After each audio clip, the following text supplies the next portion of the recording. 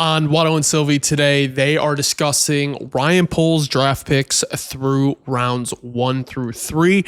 And if Poles needs to be hitting at a higher rate than he currently is, we're going to watch a little bit of the video and then discuss. You tell me if we can call any of these successes yet, okay? Let's go backwards. We'll go 2022. Velus Jones. Disaster. Failure. 48th overall pick in 2022, Jaquan Brisker. Hit. Good pick. She says incomplete.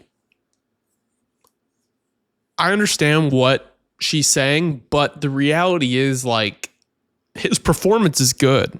Like, he's been a good player when he's been able to play. A lot of these guys that come out of college and get injured, the reality is, like, you can't prevent that. Like, even if they're good on the field and they're injured, like, that's not something that you can prevent. Like, Brisker has been a good player for the Bears outside of the injuries.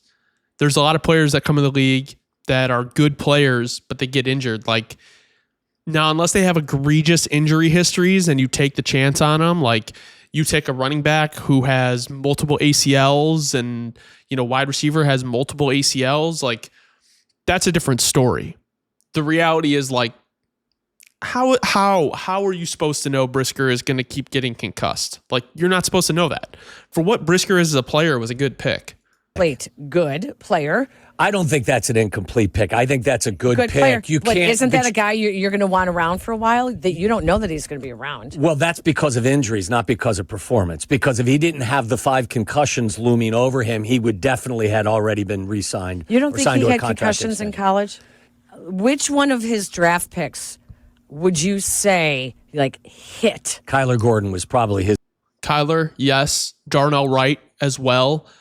In the first 3 rounds, I'm trying to think about all of them, but I mean, Kyler Gordon being one of the best corners in the league next to Jalen Johnson. Now, yeah, he does play in the slot, but that's still very important. Darnell Wright is going to be your franchise right tackle for a long time. I think he's shown enough, and especially with the hope of the step that he can take this year with better coaching. I think that's your franchise guy, and I don't think there's really much to argue about Kyler Gordon and Darnell Wright. His best choice. Wasn't even a starter. All right, you can argue how many times is he? Okay, Kyler Gordon is definitely a starter and was paid like a starter. I don't know where she's getting that from. On the field. Well, yeah, he's a starter. He's playing 75% of the snaps. Who else? I think Brisker was a good pick as well. He has obviously struggled with the concussion issues. Darnell Wright was a 10th pick of the draft. He's played well, but still developing. You can't give him a grade yet. You definitely can. I mean, without Darnell Wright on the right side of the line last year, imagine what that. Who is your best lineman last year if you do not have Darnell Wright? Because I think it's pretty clear and obvious Darnell Wright was your best offensive lineman last year. And maybe you can look at that and say that's not saying much, but without Darnell Wright, Braxton Jones is your best offensive lineman last year, and a lot of people pin Braxton Jones as average, and that's okay. It's okay to be an average offensive lineman. Not every position on your offensive line is going to be amazing. You're only as good as your weakest link, and if your weakest link is average, it's pretty good by NFL standards. I think Darnell Wright, out of all these players outside of Kyler Gordon, is probably one of the easiest players to say, yes, this is a hit. Yes, Darnell Wright is going to be your franchise right tackle for the foreseeable future. He's not playing Pro Bowl level. No, he's not playing at Pro Bowl level. And we all know Pro Bowl is just a popularity contest, but still. So I just keep looking at his draft picks. I'm like, all right, okay. He's moving pieces around again. What do you mean moving pieces around? And what are you trying to say? Like, I think Poles has been pretty good on days 1 and 2, outside of some very interesting 3rd round picks, right? Like, Poles, if you want to question his day 3 drafting, round 3 drafting in certain spots, that's fine. But Poles has actually been pretty good when it comes to the first 2 rounds of the draft, which in my opinion is where you're going to get your starters.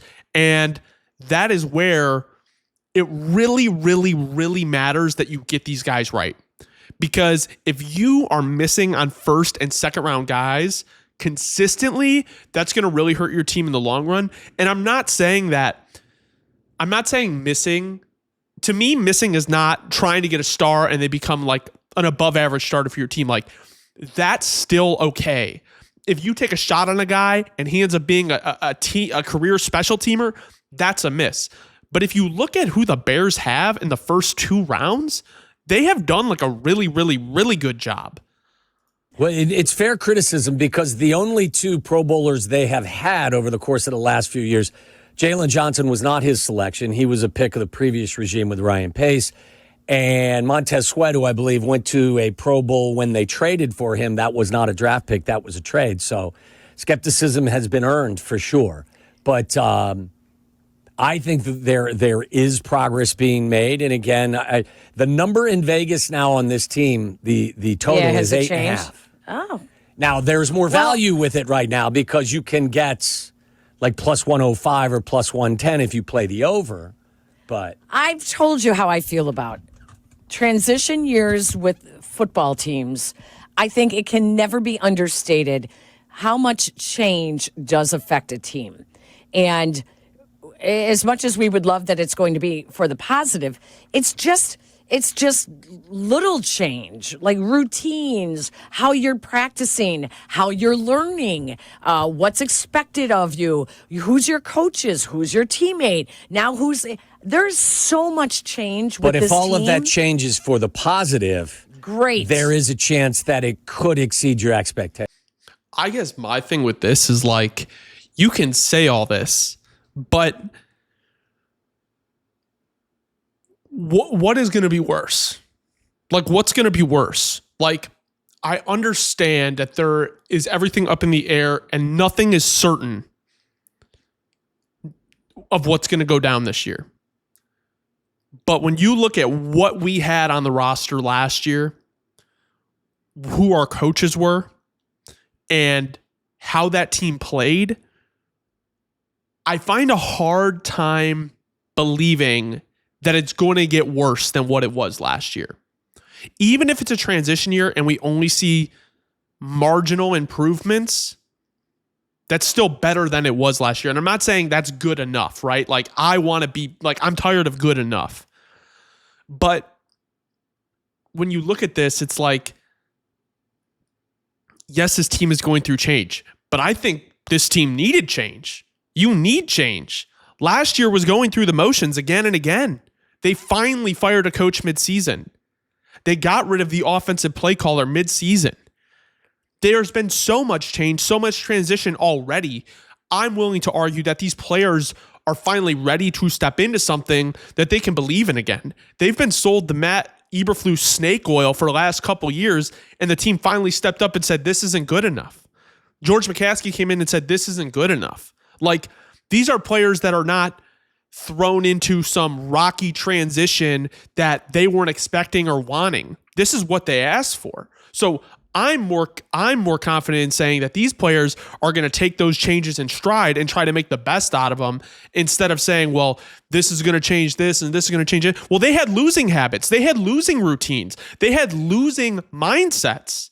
Like, they are bringing in a whole new change with this new regime. Whether it's for the better or it's going to take them to the moon or not, it is still yet to be determined. But what was going on before was not even close to cutting it. Like, it was garbage year in and year out with Matt Eberflus and his coaching staff. So I understand it's going to be a transition year, but it's not going to be something that's not welcomed by the players, not something that's not understood by the players. They understand, at least I would hope that they would understand. I hope Ben Johnson, which from all accounts, from what I understand, knows that what they were doing was not good enough. That's why you see all these vets coming in early, because they know they didn't show up and they shit the bed year after year.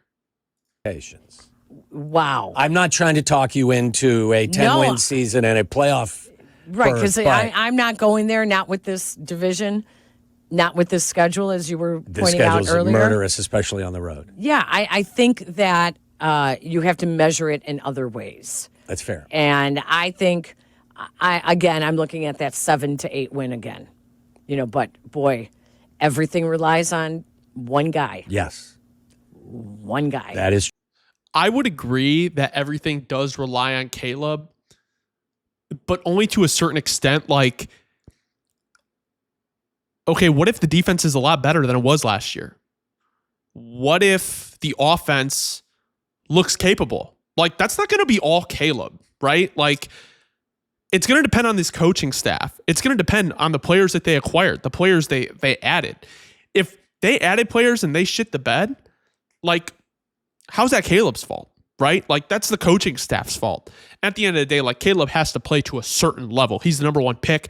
They've surrounded him with talent. They've improved the offensive line. He has to play better.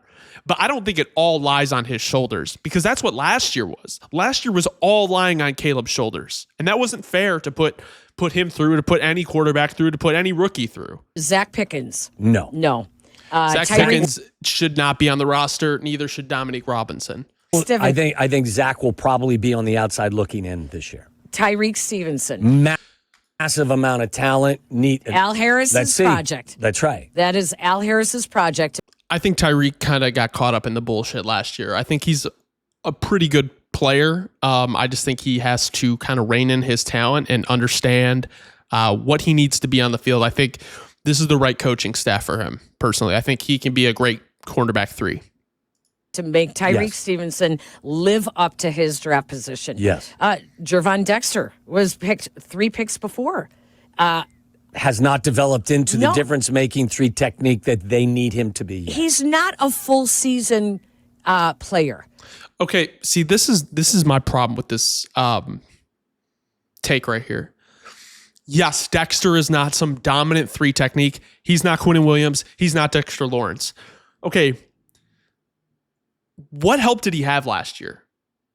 If Andrew Billings is out and he's the only guy out there, and Montez Sweat isn't playing to his best, he's got no other edge help. I mean, can't you kind of easily game plan and neutralize that defense? I mean, that defensive line was bad last year. They lost their defensive head coach. Like, Dexter has been through a lot with not a lot of help, and I'm not excusing him, but I think for what he's been through and went through as a player and how he's played has been all right. Like, he's been fine. So I don't really understand. I don't really get this take. I'm not trying to defend Dexter and say that, well, he's had all this hat. But I mean, like, once Billings went out, that defensive line went to shit. And like, Billings is kind of like that nose, one tech. Dexter's not that. So, I mean, I don't think Dexter had adamant help there last year. And I think with all the change going on in defense, I think it's kind of unfair to say he's not a full, season player. I don't think we've seen what Dexter can be at his height yet. You see spurts of it. Yeah. And saw it early last year. Right. And you don't see it the whole time. And then you go the first round, Darnell Wright. Good, solid starter. Needs to take that next step so that we're starting to talk about him being a Pro Bowler year in and year out. Karan Amagaji. Incomplete. Karan was a reach and pretty upsetting pick by polls, in my opinion. I mean, I hope they can develop him into something, maybe our long-term swing tackle, but after he was a year away from being a year away last year, and they took him, Karan is the product of being taken too early and put into a situation that he never should have been put into. Incomplete. Rome Odunze. I think he's going to be a fantastic difference-making player. Let's hope. But again, we are hoping. And that's what you're doing with any pick. I don't understand this argument. Like, they're 1 year into the career. Their coach was fired mid-season. Like, how can you can't even make that argument that, like, Rome was a bad pick. We could have taken someone else. Like, I don't get that at this point. Like, how is this even a conversation? Like, their offensive coordinator was fired halfway through the year. They didn't have it. There was not an offensive line. Like, the Rome talk, the Rome, not bust, but the Rome, like, he's not good talk. I don't understand it in the slightest. Caleb Williams. Now, this is what I So would I say, mean, those Peg. are your. That's it for a general manager. Yes. I just named you 2, 4, 6, 8, 10, 12. 12 players, and we did not say like outside of Kyler Gordon. Yeah. We did not say, oh, stud. Oh, Kyler Gordon, stud. Jaquan Brisker, good player. Darnell Wright, very good player. Tyreek Stevenson is a good player when he has the right coaching. Gervon Dexter is a solid contributor. That's 5. Caleb Williams, I'm willing to argue, is going to be a good player. I don't know how she got 12 out of here, but Caleb Williams broke every Bears rookie quarterback record last year. Like, regardless of what you want to say about a season, like, he had an amazing rookie year for the Bears, right? Rome Odunze, I think, had like 700 yards as a rookie. Like, just because these guys are not like the next blue chip talent, like, there's some of these guys, like, you want Caleb to be that, right? I mean, there's still solid contributors on your team. Not everyone is going to be this all-star. And I think Darnell Wright is well on his way. So I don't really understand any of the argument here. Like, Poles has been quite successful on the first 2 days of the draft. Like, these guys are starters. Like, they are difference makers. Certain players are difference makers. So I think we're at a time in the offseason where it's like, we don't know what to talk about, because this is kind of a nonsense discussion, in my opinion. I think these players have also been subject to subpar coaching. Like, the move from college to the NFL is already very, very difficult. Imagine you get there and the guy telling you how to be a better player just kind of sucks. Like, you don't think that's going to impact their development? A lot of these guys are still very young. Like, they're still moldable.